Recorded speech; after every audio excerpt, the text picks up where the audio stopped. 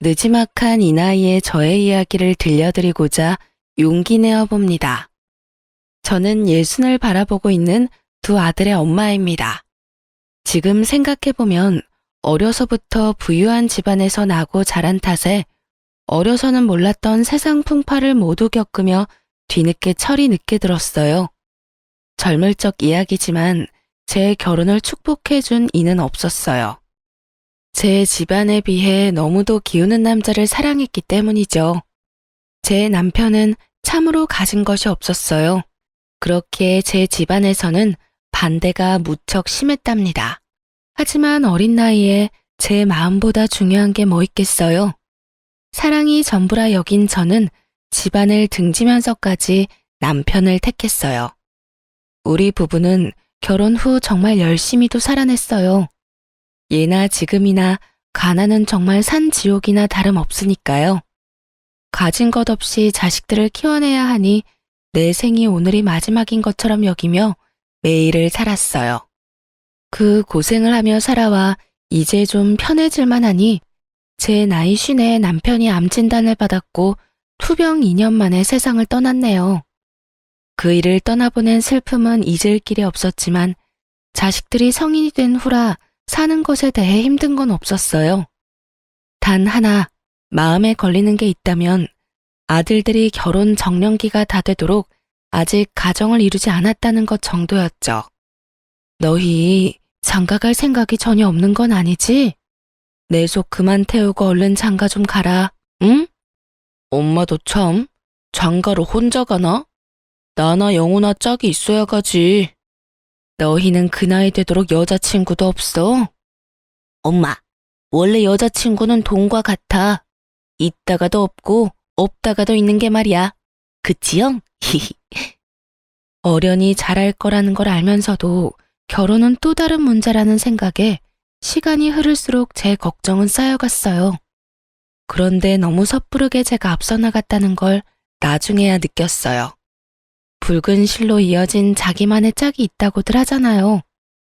정말 그렇기라도 한 건지 아들 둘 다 비슷한 시기에 좋은 짝을 만나 속전속결로 장가를 가더군요. 그 후로는 세상의 근심이 모두 사라졌어요. 말로 다 표현 못했지만 장가도 못 가고 노총각으로 늙을까봐 내가 얼마나 걱정했는지 몰라.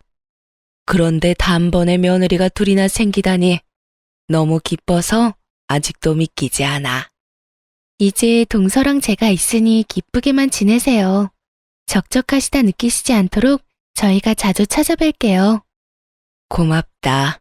이렇게 예쁜 딸이 둘이나 생겨 너무 든든하고 행복하구나.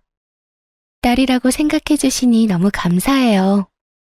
형님이랑 제가 어머님 사랑 듬뿍 받는 걸 보고 아주버님과 신랑이 질투하는 건 아닌가 몰라요. 첫째 며느리는 본성이 참 예쁜 아이고 둘째 며느리는 영특한 아이라 든든하기까지 했어요. 저는 너무도 소중한 며느리들이라는 생각이 절로 들었고 그래서 제 배 아파 낳은 아들 둘보다도 예뻐하고 아꼈어요. 이런 제 마음을 오롯이 느꼈는지 첫째 며느리는 안부 연락과 왕래를 통해 제 마음에 대한 감사를 표현했고 둘째 며느리는 선물과 용돈과 같은 것들을 전함으로 표현했어요. 첫째 며느리는 연년생에 손주를 낳아 전업주부로 지냈고 둘째 며느리는 간호사로 큰 병원에 근무를 했거든요. 아들을 둔 동네 아줌마들은 이런 저를 내심 부러워했어요. 영훈이 엄마는 참 복 많은 사람이야. 그치? 정말 자기를 끔찍이도 챙기던 아들들도 참 부러웠는데 이제 다정한 며느리에 능력 있는 며느리까지 얻었잖아. 그러게 나도 애들이 이렇게 큰 효도를 할 줄은 몰랐네. 저 역시 동네 사람들이 해주는 말에 동감했어요. 집안에 여자가 잘 들어오니 이렇게 화목하구나 싶기도 했죠. 제 노후는 다복한 집안에서 평안하게 살아가겠구나 하는 기대가 되기도 했답니다. 하지만 이건 어디까지나 제 생각일 뿐이었어요. 자신의 커리어를 중요하게 생각하던 둘째 며느리가 아직 계획에 없던 임신을 하게 되면서 모든 게 뒤틀렸습니다. 둘째 며느리가 결혼한 지 3년 만에 첫 임신 소식이 들려왔어요. 엄마, 엄마, 내가 드디어 아빠가 된대. 나도 이제 아빠라고. 어머 세상에나, 이게 다 무슨 소리야? 임신한 거야? 응? 아이고, 잘했다, 잘했어. 둘째 아들이 30이 훌쩍 넘었던 때라 임신 소식이 제겐 얼마나 벅찼는지 모릅니다. 둘째 며느리도 어린 나이는 아니었던 터라 건강관리에 집중하며 최대한 조심하길 바랬어요. 하지만 둘째 며느리는 이전처럼 일을 하겠다 고집을 피우더군요. 임신 초기는 특히나 조심해야 하는 시기란다. 알고 있지? 네, 어머님. 너무 염려 마세요. 제 일이 간호사인걸요. 그래. 그래도 일은 이제 쉬는 게 어떠니? 큰 병원에서 근무하느라 많이 고되잖니. 무리해서 좋을 건 없으니 말이야. 그건 제가 알아서 할게요. 저는 임신 핑계로 제 커리어를 망치고 싶진 않아요. 벌써부터 경력 단절의 길로 가고 싶지 않거든요. 정 그렇다면 초기인 시기에만 잠깐이라도 휴식기를 가지는 걸 고려해보면 어떻겠니? 이 핑계 저 핑계를 대면서 빠지게 되면 저로 인해 피해볼 동료들은 어쩌고요. 복귀할 때 제게 얼마나 눈치를 주겠어요? 저 그런 거 정말 싫어요. 제가 힘들다고 느끼면 그때 제가 알아서 결단 내릴게요. 그런 것까지 관여하지는 말아주세요. 말려도 봤지만 너무도 완강해 쉽지 않았어요. 결국 며느리는 이전처럼 일을 나갔어요. 저는 그런 둘째 며느리와 아이가 걱정되어 집에서라도 편히 쉴 수 있도록 해줘야겠더라고요. 그래서 둘째 며느리 모르게 아들에게 당부했어요. 아들, 네가 새아가 힘들지 않도록 잘해야 한다. 밖에서 진을 빼고 오니까 되도록 네가 집안일에 신경 써. 내 둘째 며느리 고생시키지 말라 이 말이야. 알겠지? 엄마, 조금 서운하다. 나도 엄마 아들이거든. 어휴, 내 귀한 아들인 걸 누가 몰라. 임신 초기엔 호르몬 변화 때문에 가만히만 있어도 힘들어. 그런데 일까지 한다고 하니 오죽하겠니? 너도 힘들겠지만 그래도 눈 딱 감고 무조건 잘 챙겨줘. 여자는 임신했을 때 기억이 평생 가는 거야. 알겠어. 그래야 아내도 편하고 엄마도 편하다는데 내가 못할 것도 없지. 저는 둘째 며느리가 혹여나 제 연락에 스트레스를 받을까봐 안부 연락도 줄일 정도로 무척이나 신경 썼어요. 매주마다 직접 창거리를 만들어 아들에게 보낼 정도로요. 그런데 둘째 며느리가 임신 4개월 차에 막 접어들 무렵 억장이 무너지는 소식을 접하고 말았습니다. 바로 둘째 며느리의 유산 소식이었어요. 엄마, 아이가 유산됐대. 실은 엄마가 더 불안해할까봐 말은 안 했지만 저번 주에 복통이랑 피비침이 있어서 병원에 다녀왔었어. 그런데 결국엔 이렇게 되고 말았어요. 아이고, 아이고, 어쩜 좋아? 새아가는 좀 어때? 괜찮니? 다행히 씩씩하게 잘 있어. 일 쉬면서 며칠 몸 관리하기로 했으니까 걱정 마. 엄마가 많이 고대했는데 어쩌지? 지금 그게 뭐가 중요하니? 내 아들과 며느리가 얼마나 상심이 클까? 아휴, 가여운 것. 어쩜 좋니?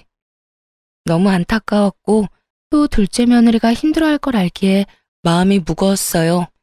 유산도 출산과 다를 것 없이 몸조리를 해야 한다고 하더라고요. 그래서 제가 직접 건강에 좋은 음식을 이틀에 걸쳐 준비했어요. 그렇게 양손 가득 챙겨 둘째네 집으로 찾아갔죠. 그런데 아무리 배를 눌러도 인기척이 들리지 않는 거예요. 저는 혹여 둘째 며느리가 상심이 커 우울감에 빠져 있는 건 아닌가 하는 불안감이 엄습했어요. 그래서 아들에게 연락해 상황을 설명하고 도어락 번호를 넘겨받았죠. 급히 현관을 열고 들어갔는데 이 무슨 일인가요? 집에서 쉬고 있어야 할 둘째 며느리가 보이지 않는 겁니다. 놀란 마음에 둘째 며느리에게 연락했더니 정말 황당한 소리를 하더군요. 얘, 너 지금 어디니? 네? 저 병원 출근 중인데 왜 그러세요? 휴가 중에 출근은 무슨 출근이야? 아직 그렇게 무리하면 안 되는 건 모르니? 당장 집으로 돌아오렴. 어서. 집에만 있으니 답답해서 그냥 휴가 반납했어요. 어머님, 걱정 끼쳐 죄송해요. 저 이제 괜찮아요. 신경 쓰지 않으셔도 돼요. 저 다 회복됐어요. 그래도 잘 쉬어야 하는데. 네 걱정에 반찬 이것저것 싸왔으니 끼니라도 잘 챙기렴. 며느리는 너무 대수롭지 않아 보였어요.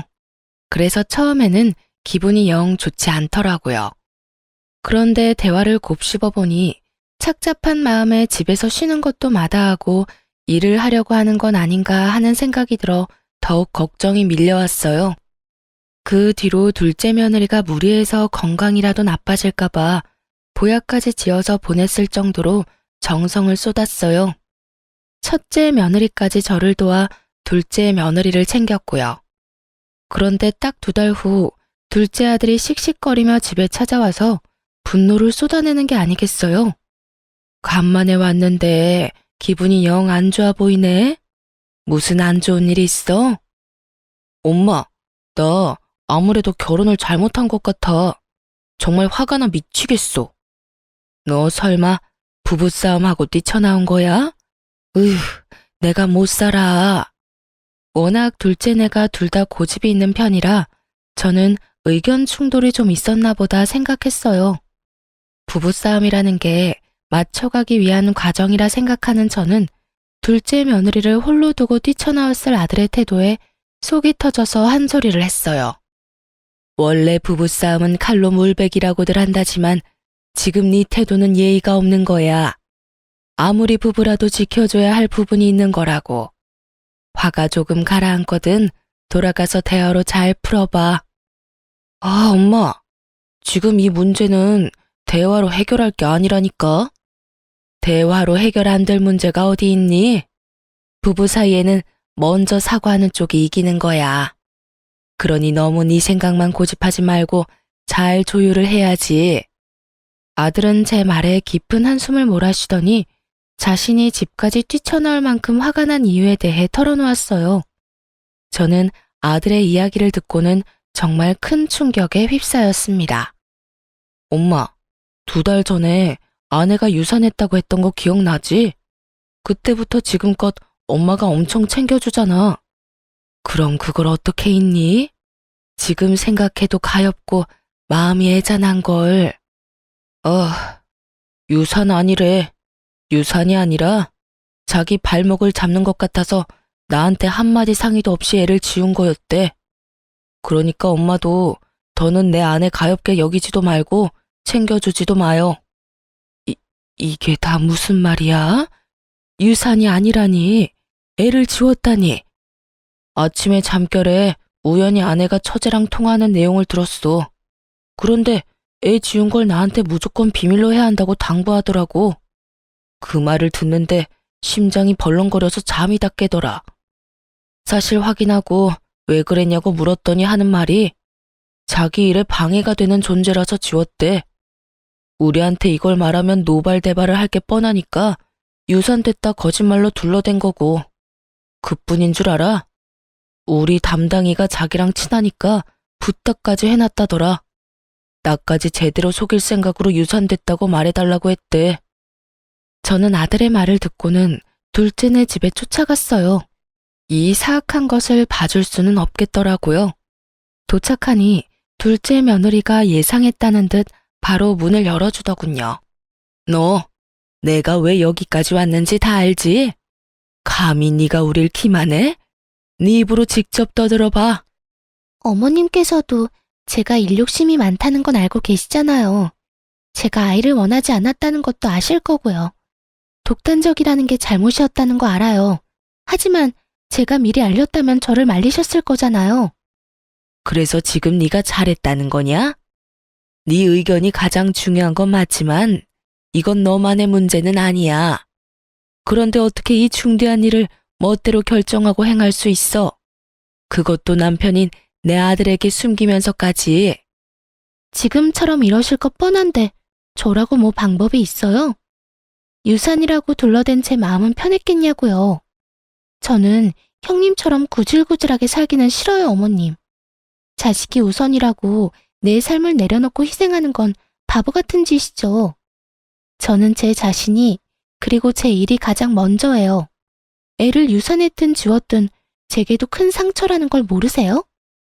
이날 저는 며느리에게 큰 실망을 했어요. 그리고 절대 있을 수 없는 일이라고 엄포를 놓았죠. 네가 상처를 받지 않았다는 말이 아니잖아. 내게는 나중에 내 아들을 통해 알릴 수 있다고 치자. 하지만 애 아빠와는 의논하고 신중하게 결정한 후 행동했어야지. 이번 일은 절대 용납할 수 없다는 걸 명심해. 네, 죄송해요. 저는 이날 이후로 둘째 며느리에게 손주는 바라지도 않았어요.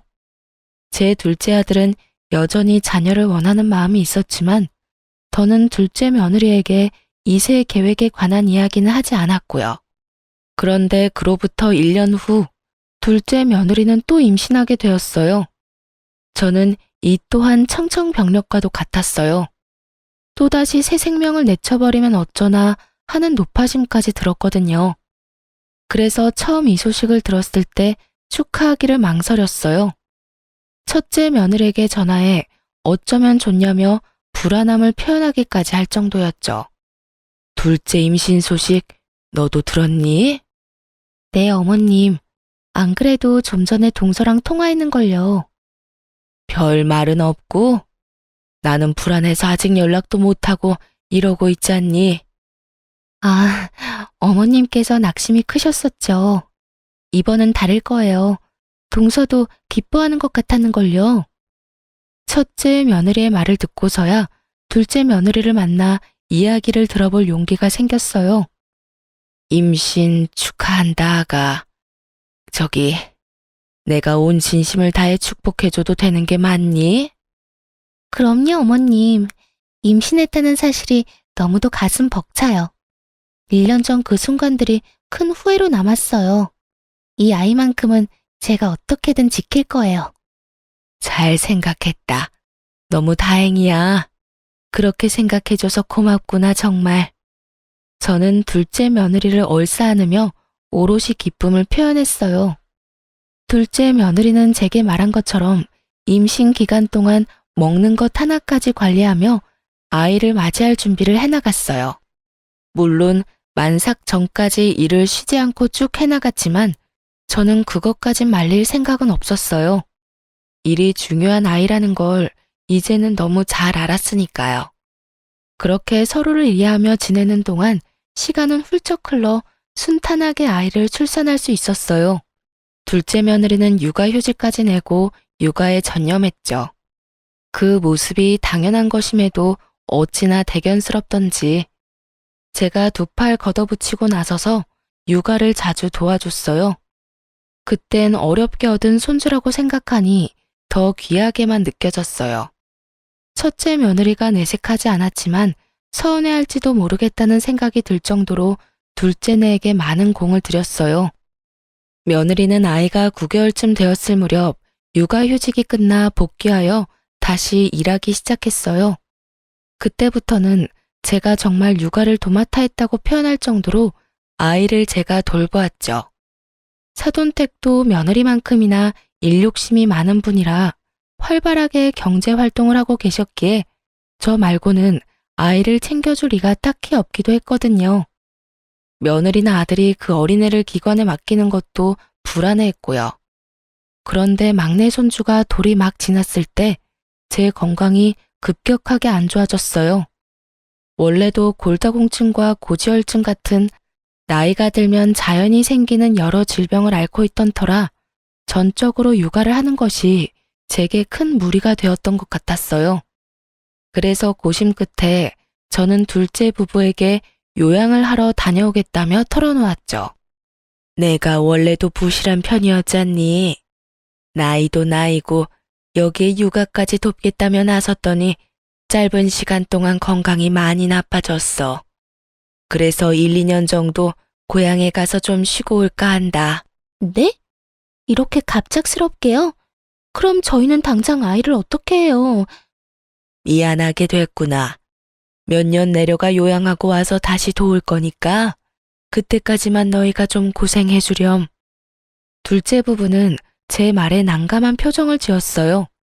아니, 정확히는 둘째 며느리가 곤란하다고 말하고 싶은 표정이었죠. 엄마, 요양을 해야 할 정도로 몸이 안 좋은 거야? 고향에 이제 다른 식구도 없는데 혼자 내려가서 괜찮겠어? 너희가 걱정할 정도는 아니야.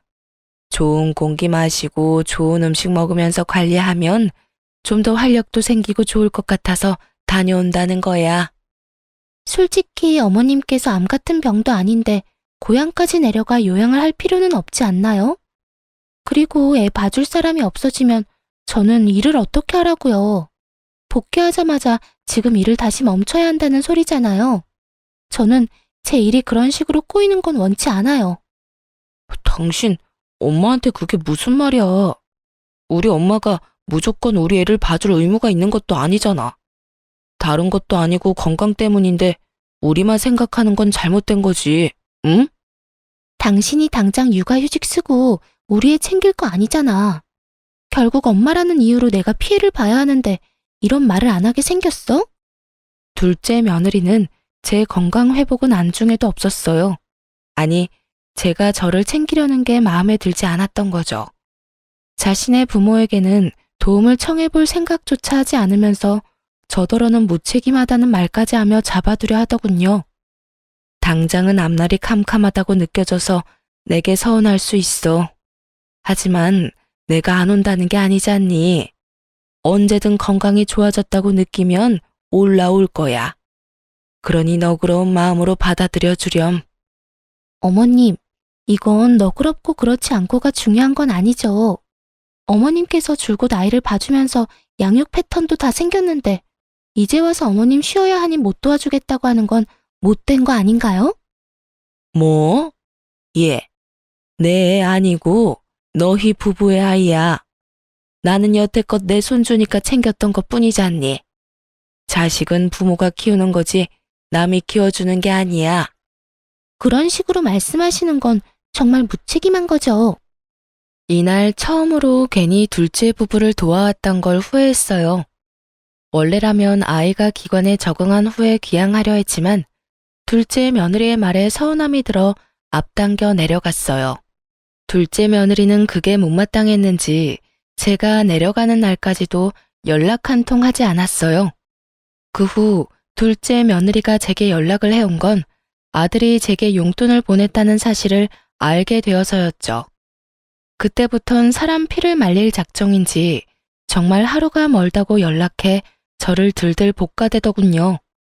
남편이 어머님께 용돈 보내드렸다던데 이러려고 내려가신 거예요?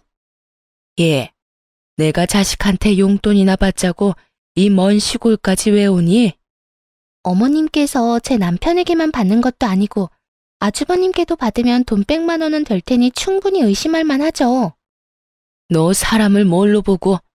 그리고 자식이 부모에게 용돈 주는 게 뭐 이상해? 사람을 이렇게 몰아가면 못 써. 애 엄마가 마음을 곱게 먹어야지. 자식 돈이나 탐내는 부모라는 소리를 하는 둘째 며느리를 도통 이해할 수 없었어요.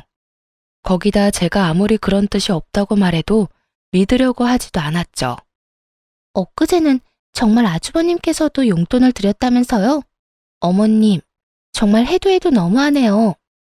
내가 자식한테 용돈 받는 것까지 네 눈치를 봐야 하니? 말 맞다나. 내가 네 돈을 받은 것도 아닌데 도대체 왜 이래? 돈도 없으면서 시골까지 내려가 자식 등골 빼먹는 부모라니. 이게 말이나 되나요? 제가 아니면 이런 말을 어머님께 누가 하는데요? 아무도 안 하니 저라도 하는 거죠. 예, 난 이 시험이야. 못 배운 애도 아니면서 말 가려 할 줄 모르니? 너 지금 네 애 안 봐준다고 이런 식으로 시위하는 거야? 이 봐요. 목소리 힘 좋은 것 좀 보라고요.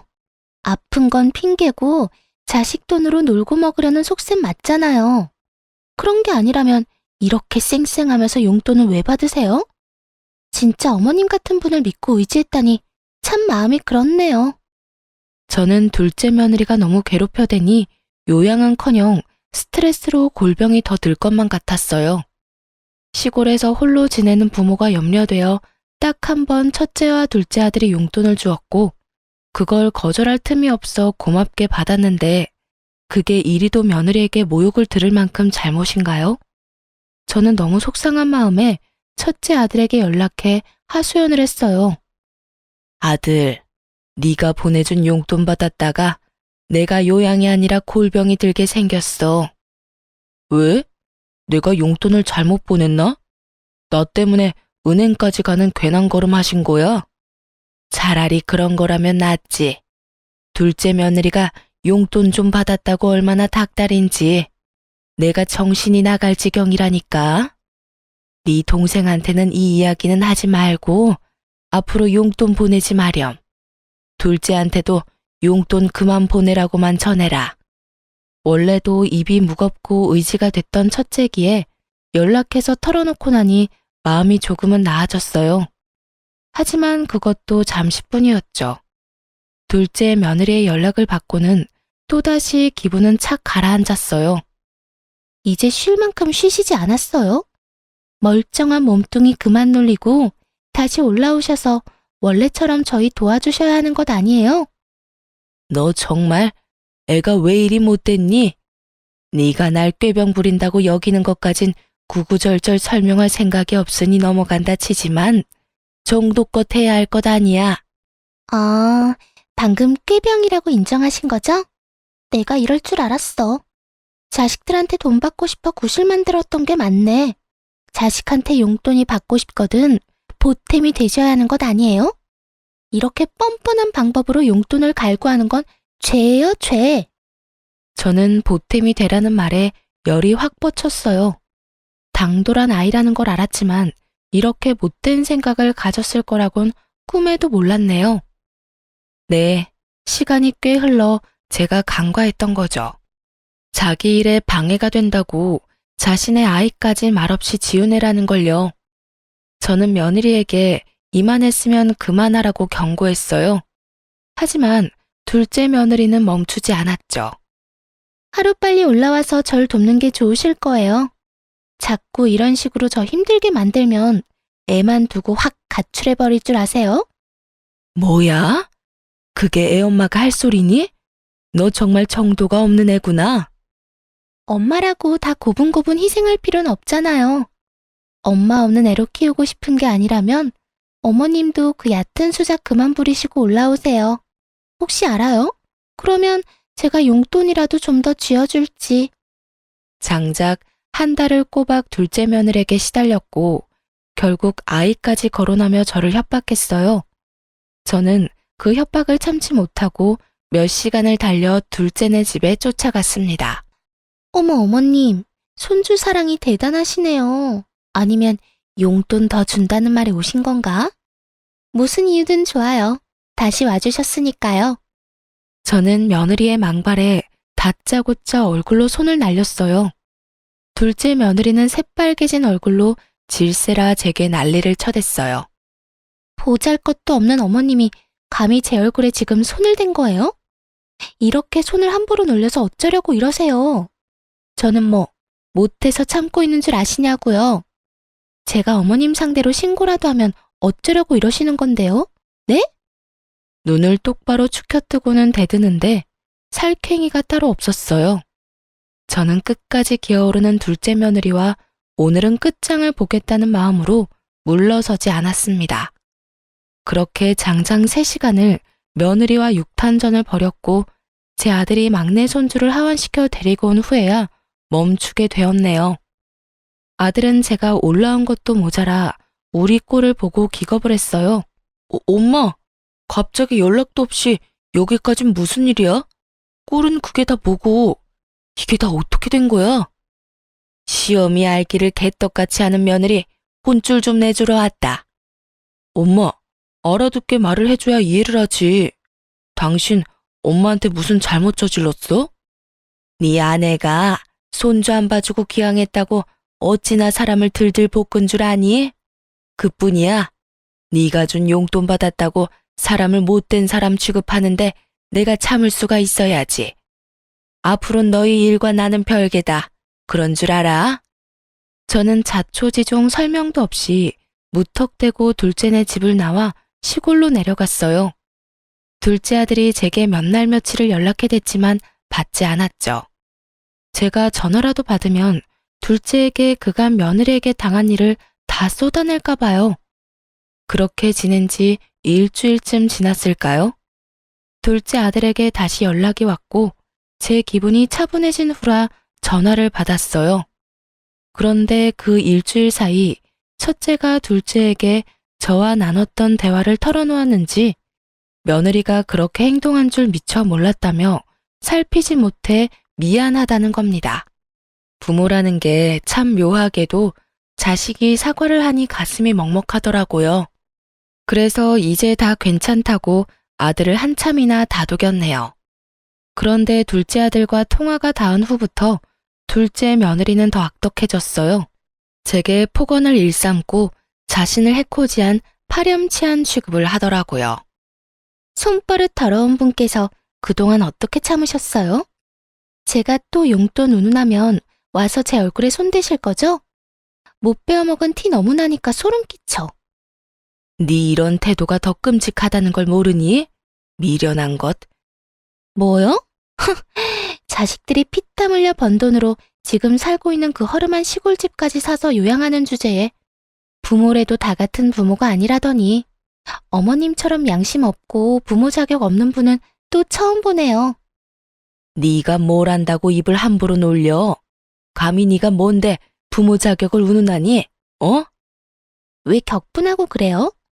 어머님께서 경제활동한 적 없으시잖아요. 그럼 보나마나 뻔한 것 아닌가요? 그런 건 동네 바보도 알겠네요. 기가 막혀. 참 가족이 뭐라고 이런 망발을 하는 며느리의 전화를 그리도 착실히 받았을까요? 제게 남는 건 고작 울화와 상처일 뿐인데요. 저는 더는 이런 며느리의 장단에 맞춰주지 않겠다 다짐했어요. 아니, 둘째 며느리의 되바라진 태도를 제대로 짓밟아주겠다 마음먹었죠. 그래서 며느리와의 통화가 끝나자마자 둘째에게 곧장 연락했어요. 아들, 내가 문자로 주소 하나 보낼 거야. 쉬는 날 꼭 며느리 데리고 내려오렴. 알겠지? 나흘 뒤 아들은 제 말대로 자기 가족들을 데리고 내려왔어요. 도착해 차에서 내린 둘째 며느리는 풍경을 보고는 기함했어요. 둘째 부부의 눈앞에 펼쳐진 광경은 넓은 앞마당이 있는 300평대의 초호화 단독 주택이었습니다. 네, 바로 제가 지내고 있던 고향 시골집이었어요. 며느리는 놀란 채 말까지 더듬으며 물었어요. 이곳은 도대체 어디예요? 여보, 설명 좀 해봐요. 글쎄, 나도 지금 좀 당황스러워서.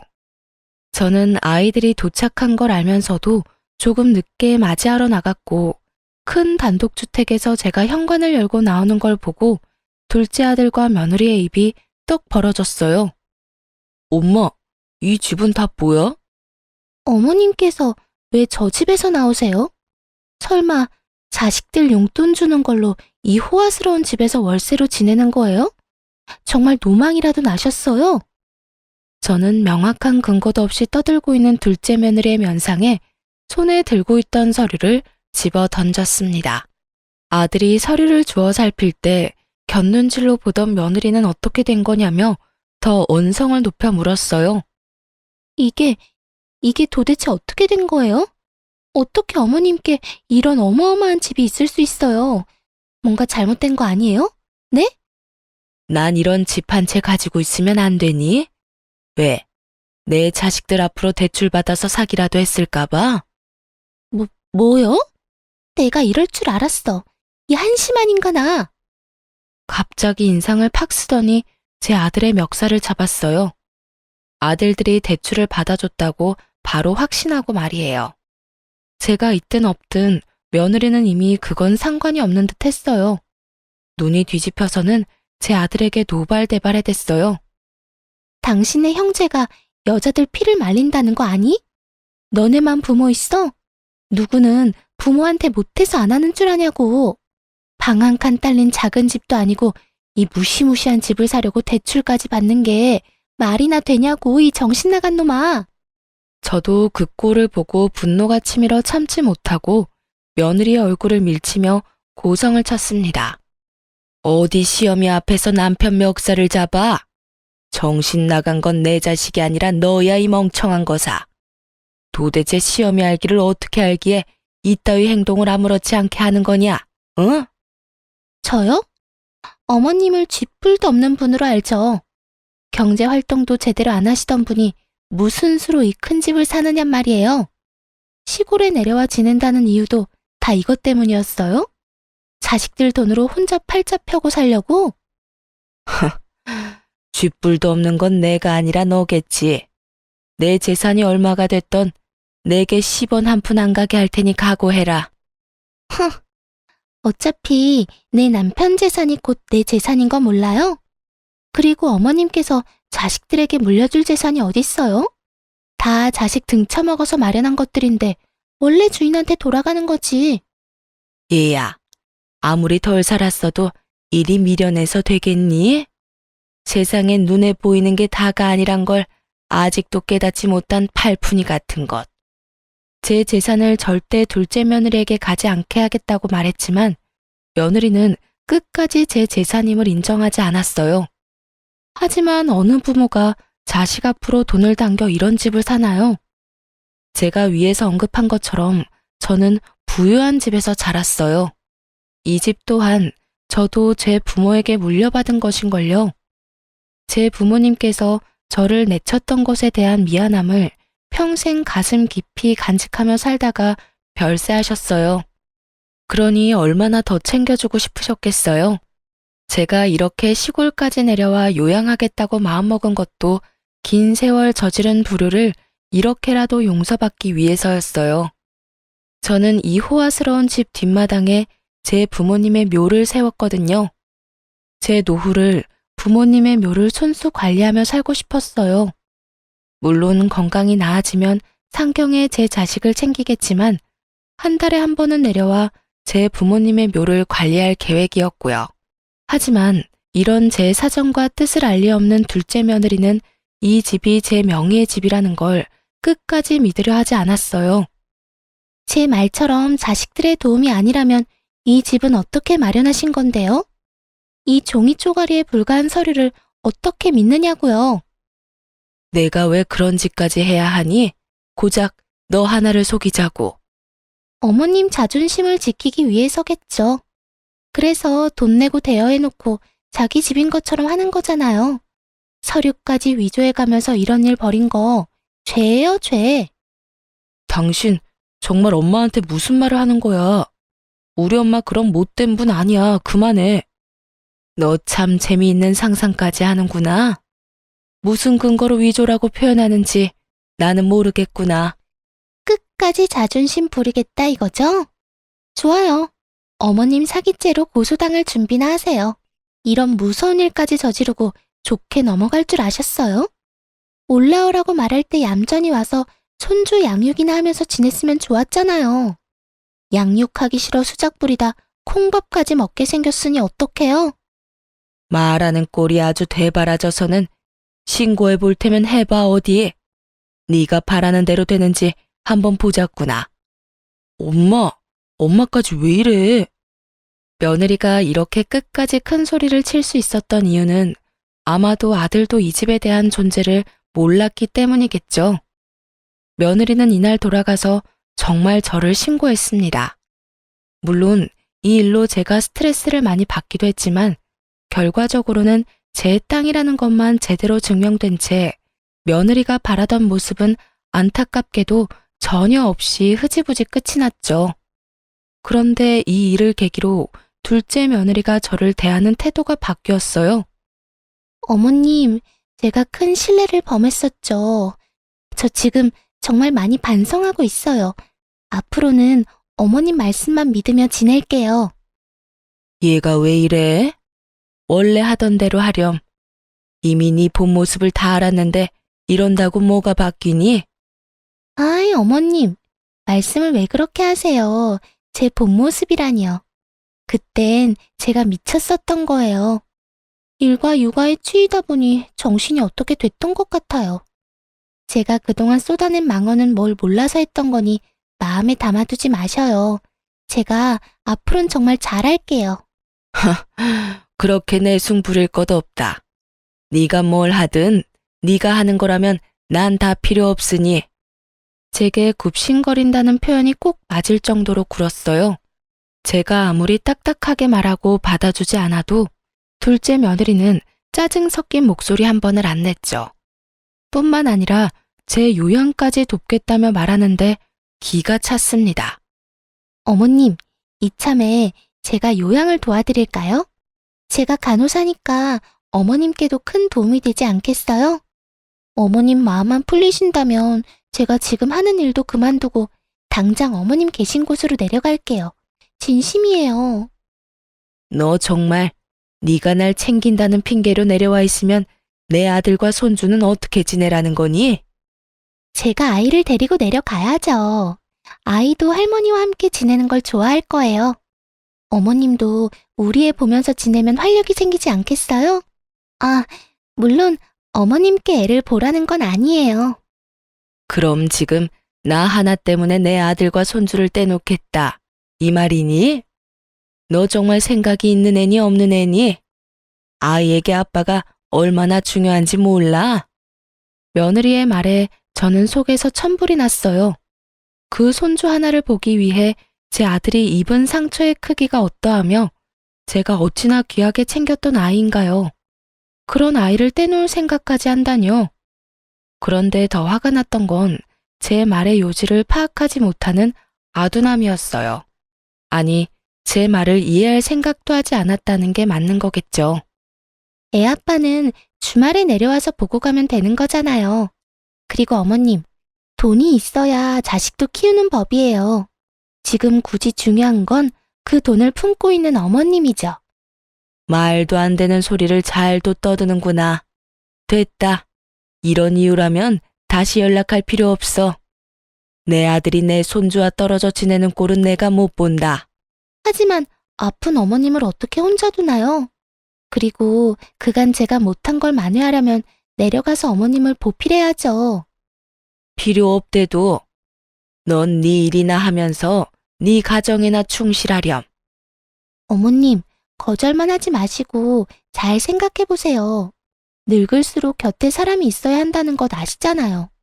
그리고 저도 이게 다 제 아이를 위한 거라니까요. 제게 못했던 걸 용서받고 예쁨을 받아야 어머님 재산이 제 아들에게까지 유용하게 쓰이는 거잖아요. 며느리는 시답잖은 소리들을 해대며 제 재산에 관심을 표현했어요. 하지만 저는 이 속물이 소름이 끼칠 지경이었죠. 한 일주일은 저를 설득하려 나긋이 말했지만 개벌은 난 못 준다고 시간이 좀 지나니 슬슬 본 모습을 보였어요.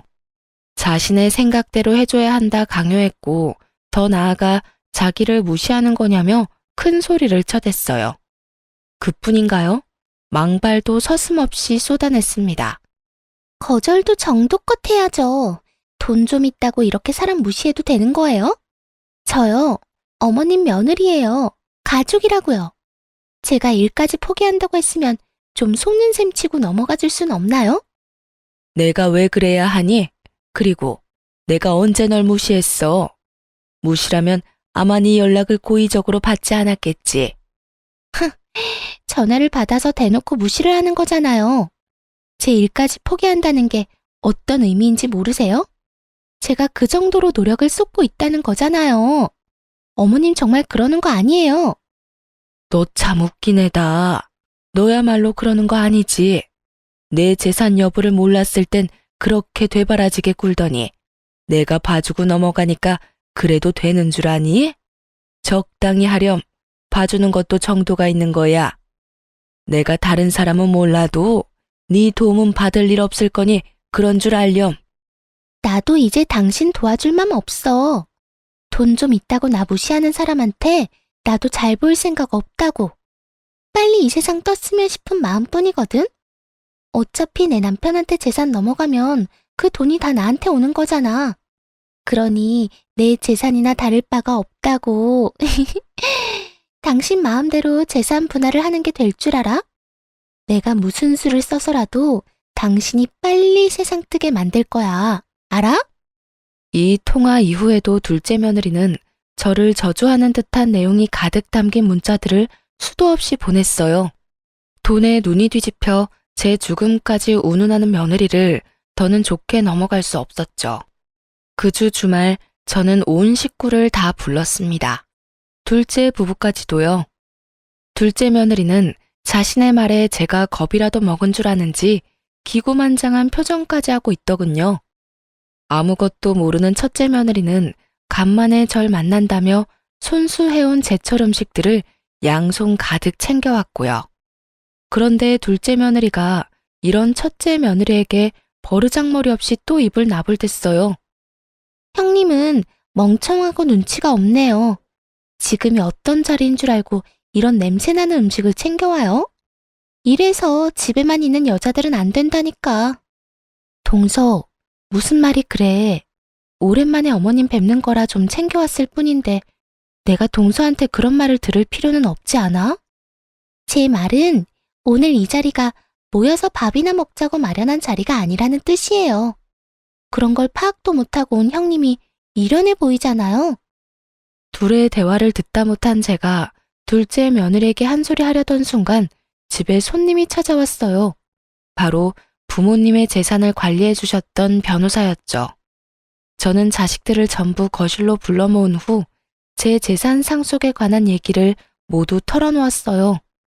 그리고 곧 변호사의 말이 끝나자 둘째 며느리는 발칵 뒤집혔습니다.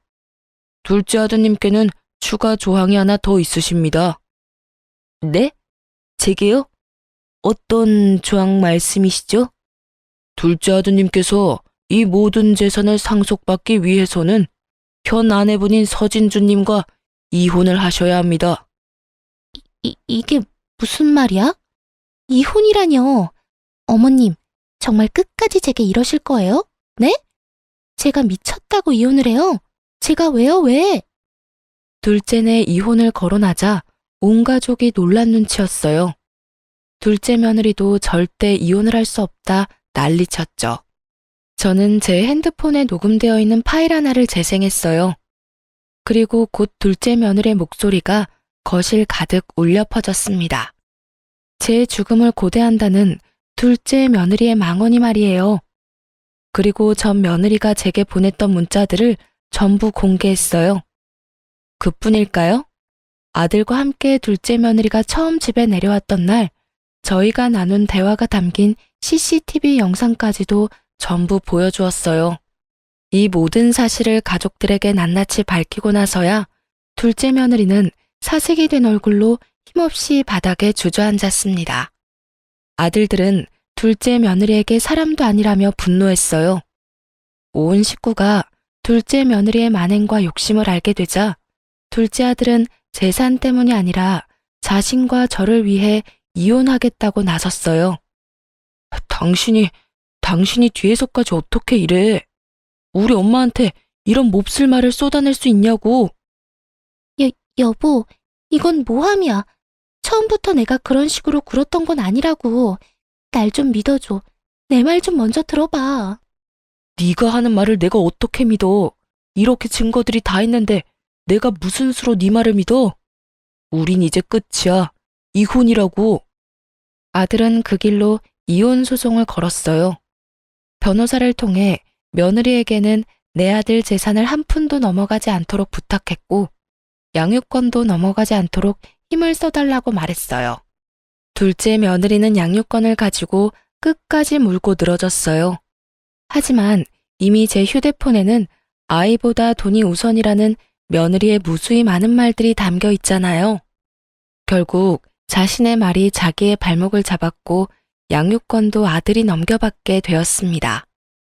이혼당한 며느리는 양육권까지 빼앗긴 뒤에야 자신에게 남은 게 하나도 없다고 느낀 건지 아들에게 애원하기 시작했어요.